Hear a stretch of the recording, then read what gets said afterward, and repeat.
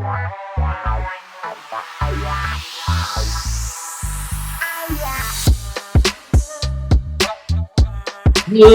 and welcome to the Burn KC ScorchCast. I am your host, Alex Blackburn, here to bring you the good KC sports news. Got a little bit on the docket today, not too much. It's just kind of football season's in full swing, so we got a little bit of storylines there. Not much on the soccer front, so probably that's going to get down to minor news once again. Probably until playoff time for the current. And then we got some Royals news, more or less. Nothing super crazy. We will be talking about them though.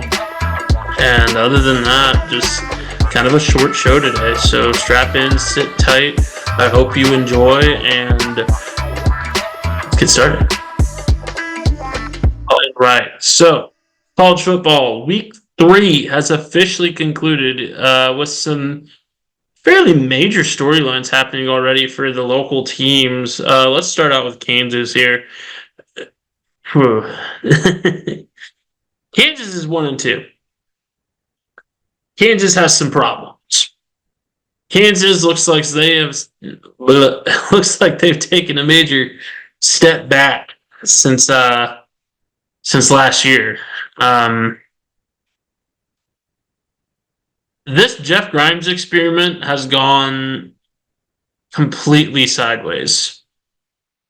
And I think Kansas needs to do something about it if they expect to win any games this season. Jalen Daniels' confidence is completely shot.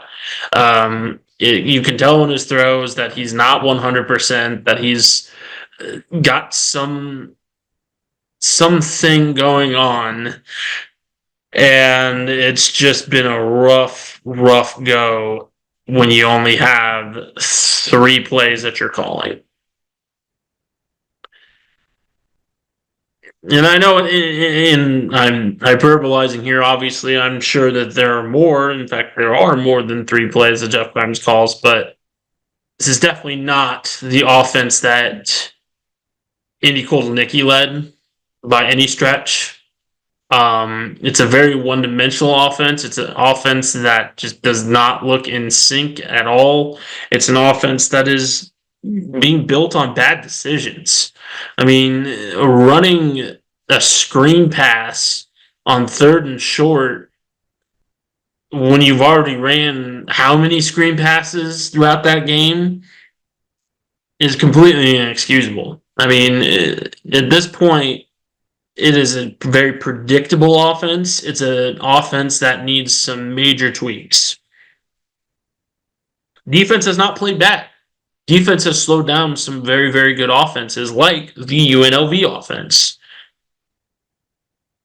There are still some kinks to work out there, but I would say the defense is not the weak link, which is not something that I thought we would say about the Kansas Jayhawks this season. So what's next for the Jayhawks? From what I'm hearing, Jeff Grimes is going to go up into the booth while Jim Zebrowski, the co-offensive coordinator and quarterbacks coach, is going to be down on the field. Now, that doesn't mean that Grimes won't be calling the plays. In fact, he likely will still be calling the plays.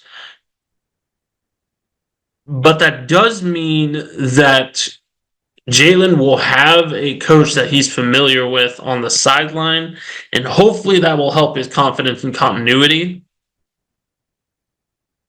The question is, though, will this help?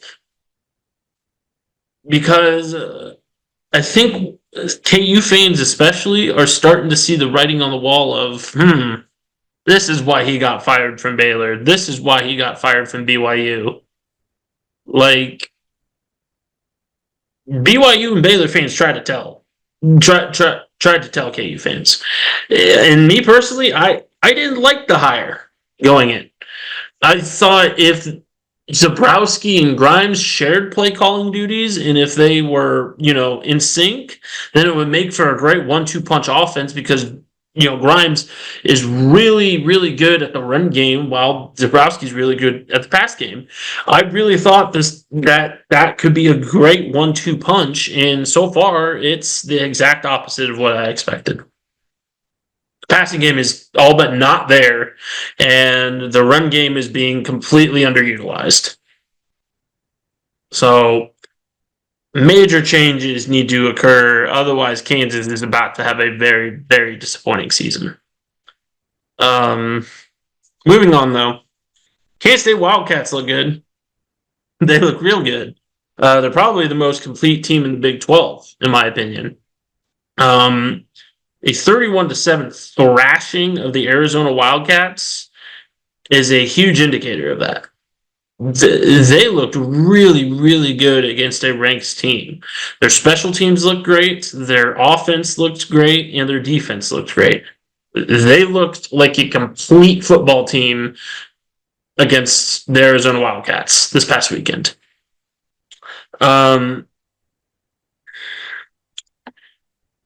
No, I know there are some kinks to work out with Kansas State.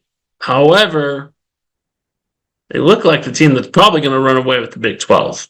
You got Utah, who's dealing with injuries, and Cam Rising's out again. You got Oklahoma State that, while their offense looked really good this past weekend, that was against Tulsa, one, and number two, they still have some really glaring defensive issues, especially with the loss of Colin Olivier or Oliver, excuse me. And overall, Kansas State doesn't have any of those issues. They do have issues, like they're a beatable team, but right now they're the team that sticks their head out above the rest. Now it's still early, but that was a huge statement win against Arizona this past weekend. We'll have to see what they do to open up conference play. They do have their first road game. First conference road game in Provo when they face BYU. LaVell Edwards Stadium it can be a tough place to play. It can be. OU almost lost there last year, and it's been the demise of many a ranked team. Kansas State cannot underestimate BYU. I think BYU can easily beat them if Kansas State sleepwalks through this one, just like they did against Tulane.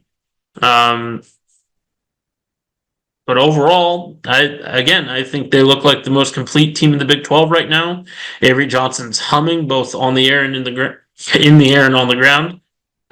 His receiving core looks decent. The run game looks as advertised, and then the defense looks deep and it looks like a force to be reckoned with.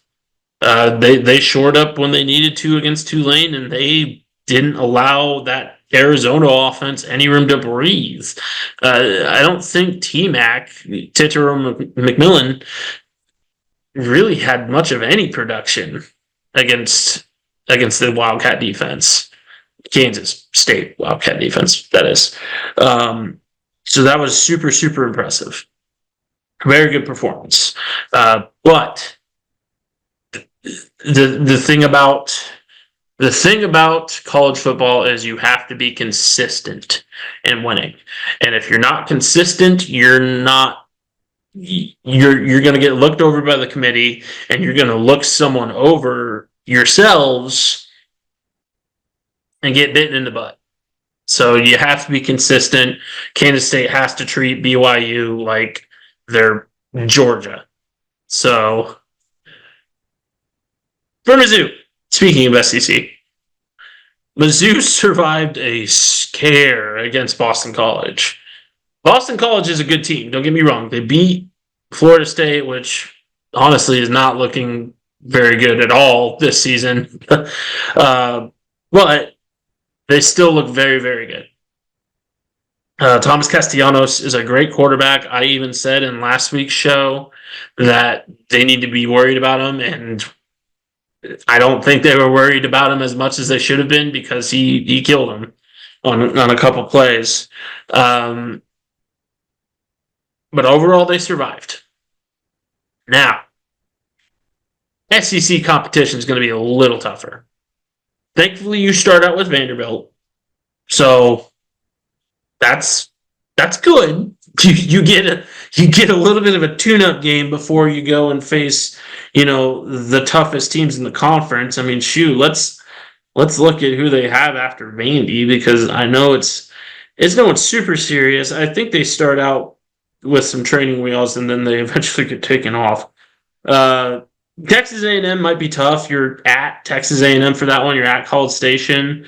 Then you go and play UMass, the typical SEC cupcake game, but you got it early. So I mean, I guess you got Auburn after that. Auburn's beatable, and then you got Bama. So, and then after that you got Oklahoma. So you got a couple of warm up games in between there and games that like you should win, but at the same time you got that Texas A&M game, and if you lose there, there's going to be question marks. So obviously beat up on Vanderbilt,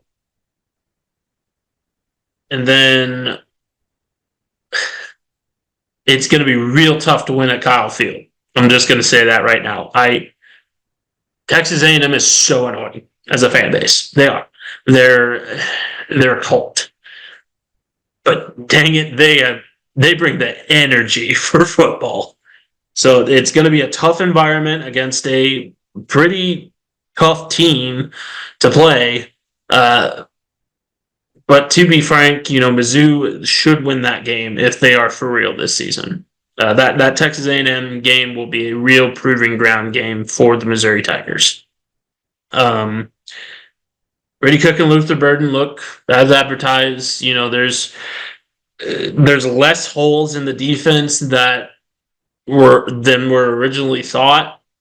They didn't look great against Boston College, but you got time to fill those holes and to forgive those mistakes. So I'm interested to see what Missouri does these next two games. But Kansas plays West Virginia in Morgantown at 11 a.m., while Kansas State faces BYU in Provo at 9:30 p.m. I am sorry, Kansas State fans.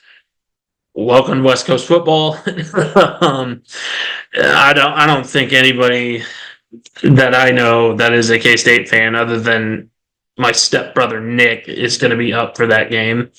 I know my stepdad's going to be just conked. But Missouri will be the lone local team playing at home this Saturday at 3:15 against Vanderbilt. All three games are going to be on Saturdays. Conference openers for each of them. Yes, I know Kansas State played Arizona. That technically didn't count as a conference game because of home and home series and pre-done agreements and all that. It's college football. It's a mess. But anywho, let's hope for a 3-0 weekend, a 3-0 Saturday for our local teams. Kansas would get a much-needed win over West Virginia. Kansas State would prove that they can be road warriors because, again, that game in Tulane was kind of a scare. You probably should have lost that one. And then Missouri, you get to beat up on Vanderbilt at home. So, on to the Chiefs, where we've got some stuff to talk about. We've got a little bit of a game against the Bengals to talk about. So that should be a fun one. All right. Let's talk about the Chiefs, shall we? The Chiefs played the Bengals this past Sunday in what was yet another edition in this newfound rivalry between the two power AFC squads. Overall, Chiefs look decent. I mean, 1 point victory, 26-25. Um, it was a game that went down to the wire. Was won by a 51-yard Harrison Butker field goal. So not great, but decent, and that's really all you can ask for when facing the Bengals. The Bengals have had the Chiefs number for a while, offensively for sure, and overall, it hasn't looked pretty. None of the games have against the Bengals, but they came out with a win, and Patrick Mahomes, I believe, has taken the last three matchups or two against Joe Burrow. Um, but I can't remember. I think it's the last two. I think this is two in a row.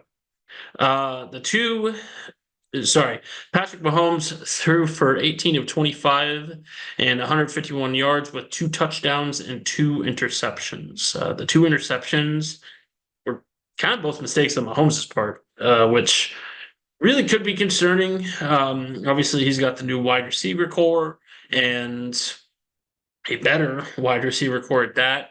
Uh, Travis Kelsey had one catch, I believe, for like 5 yards. He did have one called back for like 49, unfortunately. But overall, the main concern with the passing game, I think, is those two interceptions that were easily preventable. One of them was straight over the middle after Mahomes just kind of looked there too long.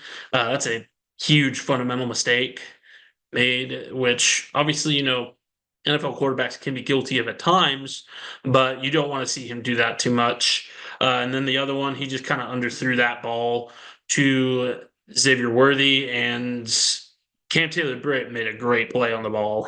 It was that one-handed interception. I mean, he made a very, very good play on the ball. Um, Game was marred with penalties, both sides, and oof, I mean, overall, you just kind of looked at this game and you were just like, listen, this was a horribly ref game. I will just say that right now, on both sides.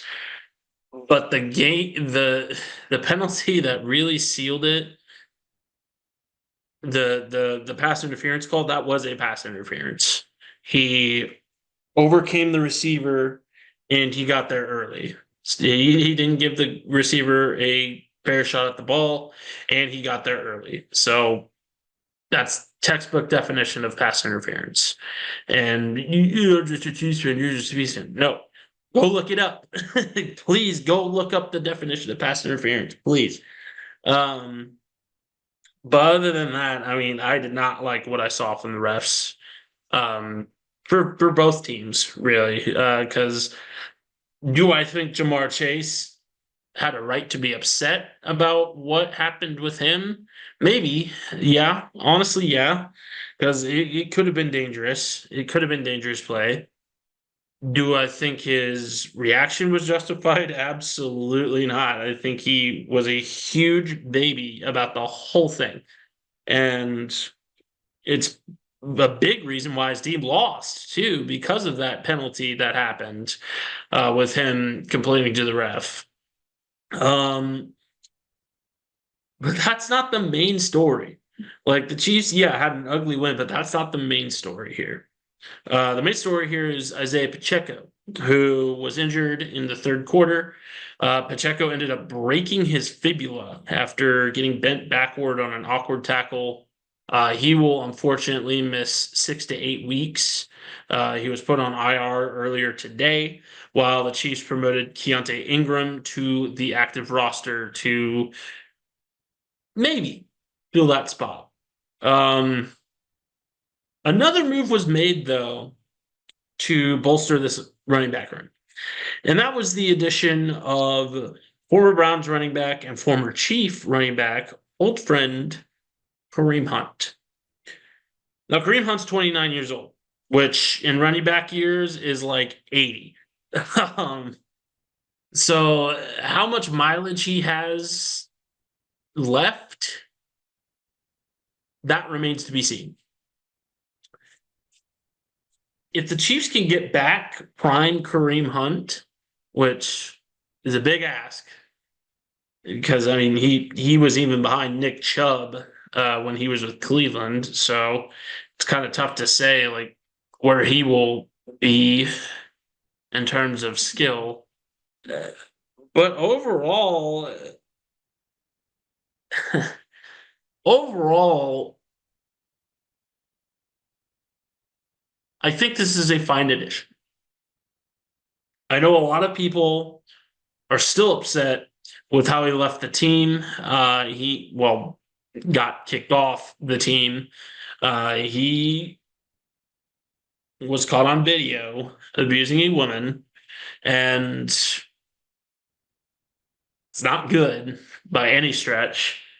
Um, but I think he has a chance, not necessarily to make amends for that, but to say, hey, there's no hard feelings. I hope we can at least be amicable and you guys can recognize that, hey, like, you know, I brought some I gave some good years to the Chiefs back in the day. Is that an excuse for what he did? No. But he did he was so good those first couple of years that he was in Kansas City. I mean, he was so good. And to watch him fall like that really hurt because I really rooted for the guy. But you understand why he fell. Um, and I like this for a depth piece for sure. Do I think he's going to get carries over, say, Samaje Perine or Carson Steele? I don't know. I really don't know. Um, it's tough to say because he doesn't necessarily fill the Pacheco role. He's not Isaiah Pacheco. He is Kareem Hunt and an aged Kareem Hunt at that. Um, I think Pirine could do well as the starting back, as the bell cow guy, but he's also spent basically his entire career being a second string guy, second or third string guy.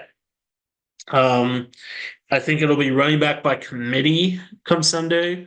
The Falcons are a great team to practice against because they have just god awful run defense. I mean, they are not very good in the run.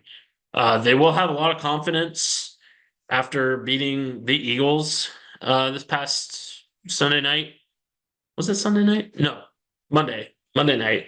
Um, and I'm intrigued to see how the Chiefs will play them. I feel like this could easily be a trap game for the Chiefs because I mean the Falcons are a beatable team. They have a very not great defense. Their offense is suspect at best. They had a very good game against the Eagles, but the Eagles don't look like the Eagles of old. So I'm intrigued to see how this game on Sunday night goes. Overall, I think the Chiefs will win, but it's going to be a lot tougher than a lot of people think, especially if Pat has the game that he had this past weekend. Again, not a great game, not a bad game either, but you expect better from Patrick Mahomes. And then as far as the running back room goes, it's tough to say. Defensively, we look fine. The defense should survive. The defense, honestly, should thrive. So long as they can just keep Bijan Robinson quiet.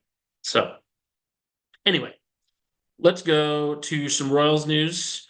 Got a little bit there, and then we'll kind of wrap up after that. Like I said, pretty short show. Not a whole lot of Royals news to go over. Not much has changed since last week. So, yeah, let's go. All right, let's talk about the Royals. So the Royals did decent against the Yankees in that series. Yeah, they lost the series. I mean, that was honestly to be expected. Um, but I believe they took a game and then yeah, so they took a game and swept the Pirates. Or no, didn't sweep the Pirates. Sorry. Uh, yeah, sorry.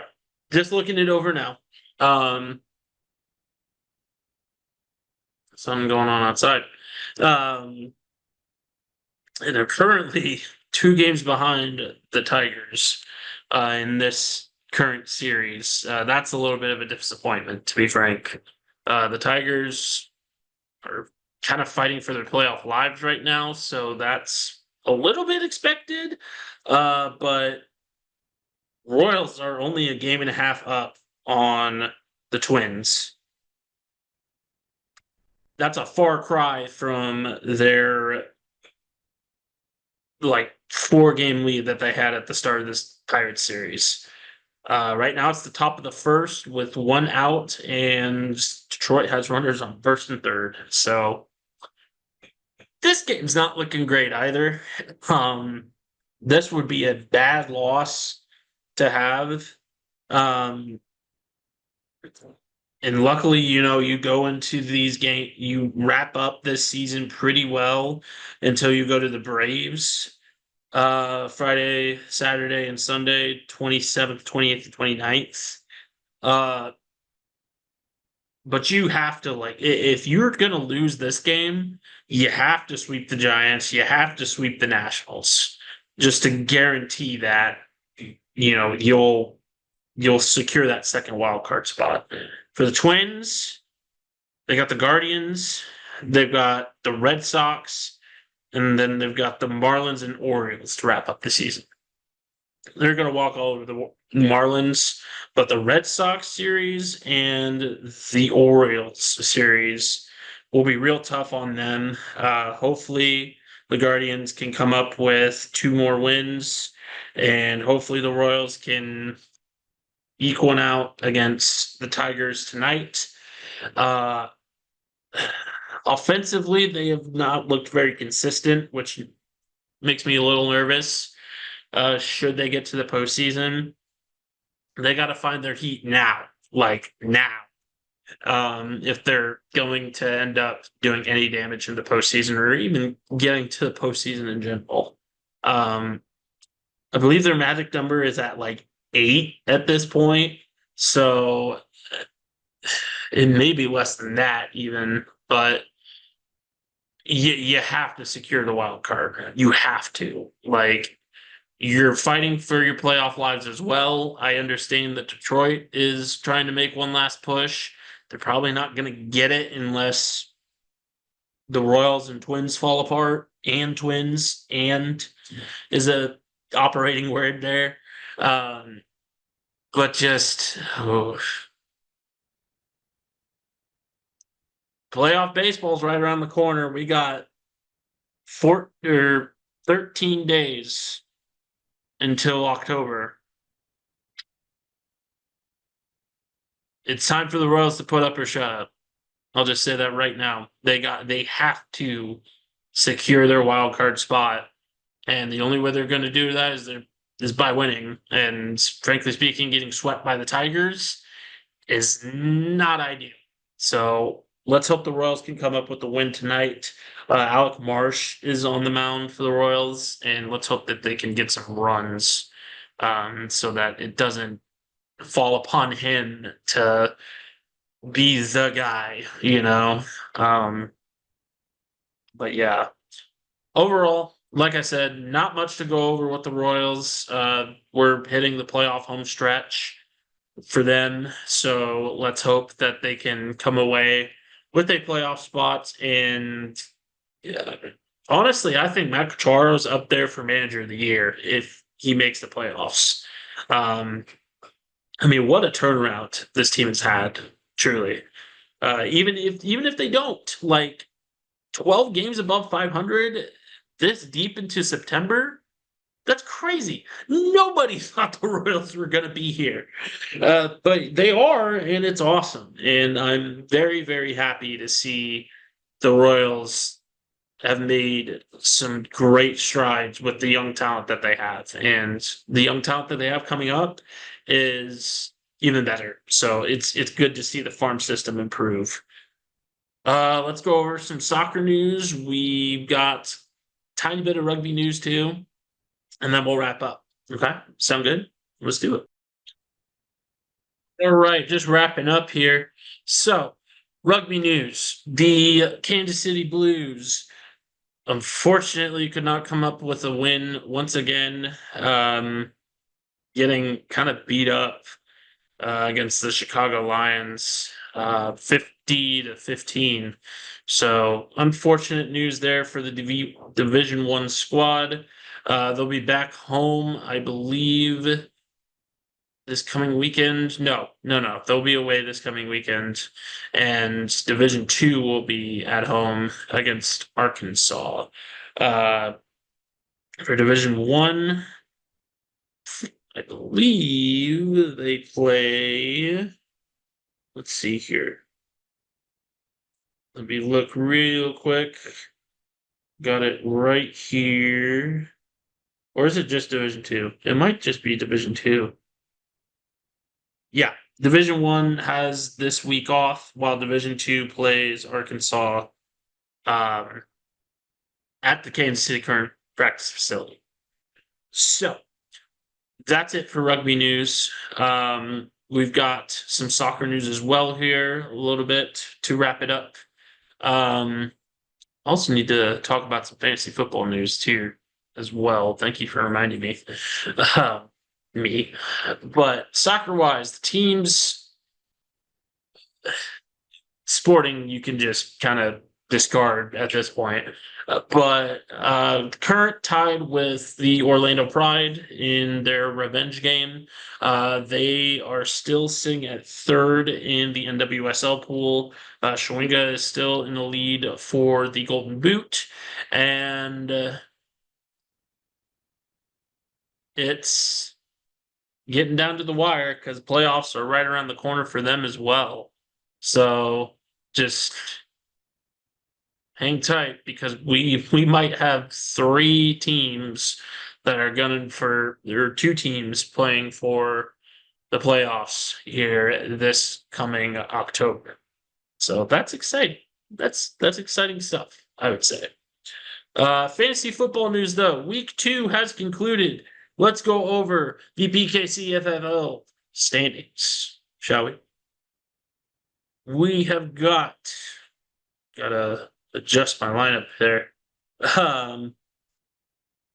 For week 2, Team Fadeaway 3 is Demetrius with 157.74. Congrats, Demetrius. Team Jackie Legs is the worst team of week 2 with 100 points or 100.54 points. Players of the week include Kyler Murray, Jared Cook, Marvin Harrison, George Kittle, Kwame Fairbairn, and the Texans defense. You've got the bench warmers of the week: Baker Mayfield, Alvin Kamara, Chris Godwin, Brock Bowers, Cameron Dicker, and the Browns defense. You've got the most efficient manager going to my girlfriend, Sarah, with 114.62 out of 115.92 max points. Least efficient manager goes to John Randall, who left quite a few guys on the bench, thankfully, because he played me. But he only scored 119.58 out of 172.88. Highest points in the loss goes to my mother, the Crowhawks, 125.22.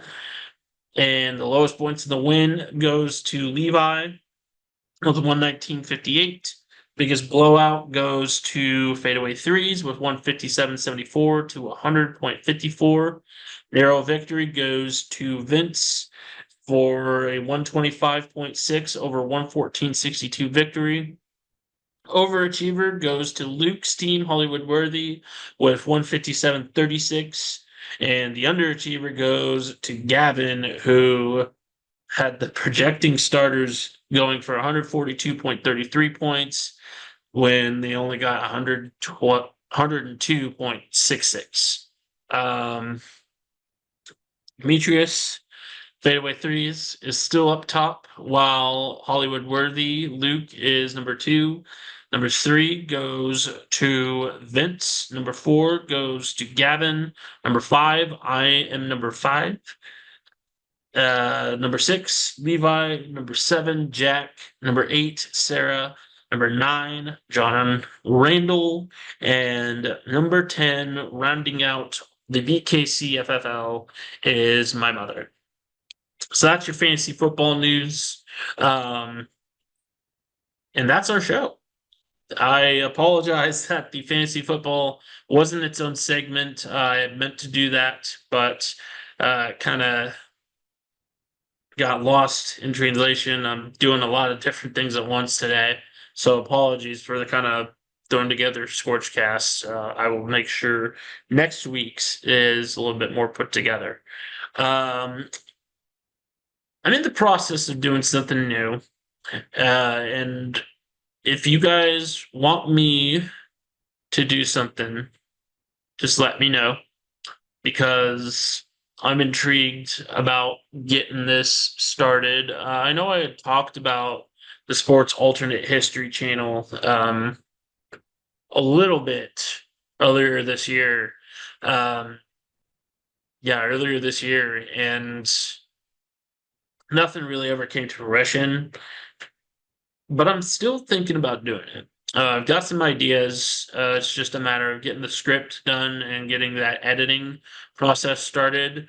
If you wanted to help me with that, by all means, please message me and let me know. Otherwise, it's going to stay in the idea stage for a bit, but I did want to let you know that that might be coming here in the next couple of months. We'll see how things shake out. We'll see how busy I am, etc. But for now, that's our show. This has been the Burn KC ScorchCast signing off. Have a great night. And as always, hashtag burn it down.